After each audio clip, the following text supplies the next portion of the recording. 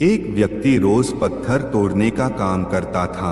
वह घर से थोड़ा दूर बड़े से पर्वत के पत्थर तोड़ता और अपना जीवन यापन करता। एक दिन उस व्यक्ति ने सोचा कि क्या हम जीवन भर यही काम करते रहेंगे? क्या हमारे जिंदगी में कभी आराम नहीं मिलेगा? बात सुनते ही उनके मन में एक असंतुष्टि की भावना उत्पन्न हो गया और वह अपने आप को कोसने लगा। असंतुष्टि की भावना के कारण उसे रातों में नींद आना बंद हो गया। वह हमेशा सोचने लगा कि मुझे बड़ा बनना है। एक रात जब वह सो रहा था तो उसने एक सपना दिखाई दिया। जब वह पत्थर तोड़ने जा रहा था उसे रास्ते में एक बड़ा सा बंगला, बड़ा घर दिखाई दिया। उन्होंने सोचा यह बंगला ही सबसे बड़ा है, यह मेरे पास होना चाहिए। वह बहुत देर तक बंगला को देखता रहा। कुछ देर बाद एक व्यक्ति आया जिसको सभी लोग फूलों का माला पहनाया और जयकार करने लगा। वह व्यक्ति कोई राजनेता था। उस पत्थर तोड़ने वाला ने सोचा कि यह बंगला तो बड़ा नहीं है, बड़ा तो वह व्यक्ति है जिसको सब इतना आदर सत्कार कर रहा है। अब वह पत्थर तोड़ने वाला व्यक्ति सोचने लगा कि नहीं, मुझे अब नेता बनना है। बंगला और नेता को धूप में खड़े होकर देखते देखते पत्थर वाला पसीना से तरबतर हो गया। फिर उसने ऊपर देखा, उसे सूरज दिखाई दिया। तब उसने सोचा कि सबसे बड़ा यह सूरज है जो इतना ऊपर चमककर सबको रोशनी दे रहा है। मुझे भी कितना पसीना से तरबतर कर दिया, मुझे तो अब सूरज बनना है। वह सूरज को देख ही रहा था तभी एक घना बादल आया और सूरज को ढक दिया। पत्थर तोड़ने वाला व्यक्ति ने सोचा यह बादल ही सबसे बड़ा है जो पूरे सूरज को ढक दिया।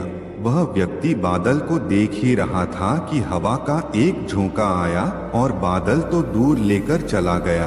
पत्थर तोड़ने वाला व्यक्ति देखता रह गया, यह क्या हो रहा है?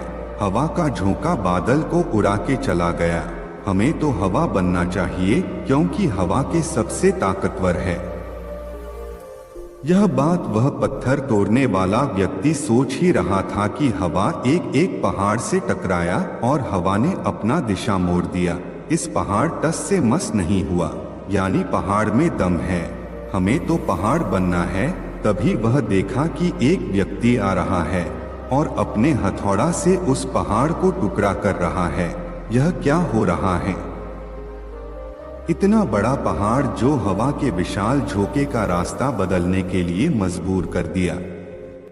टस से मस नहीं हुआ, उसे एक छोटा सा व्यक्ति तोड़ा है।